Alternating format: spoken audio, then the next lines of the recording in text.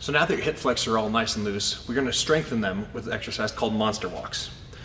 Now monster walks, you're going to put a band, just like this, around your feet, and then get a good, about shoulder width or a little bit more apart. And you're going to hold it right here to cause a little tension in the band.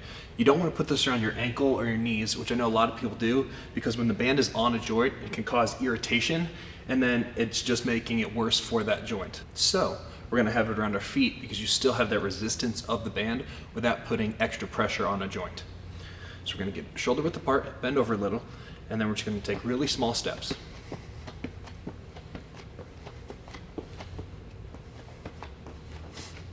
And what this is doing is strengthening your piriformis muscle. Your piriformis muscle connects from your sacrum to the outside of your femur here.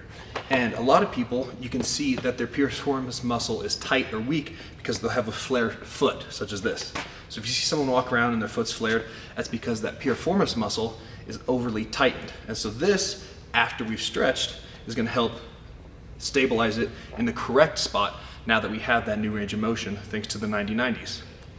So again, around your feet, it's the main thing I want you to remember, and then about 30 small steps. I don't want you taking big steps here because then you're recruiting other muscles. You're not supposed to go tiny because then there's no resistance, but a good shoulder width apart, and then just small steps here because there's that constant tension in your piriformis all the way throughout.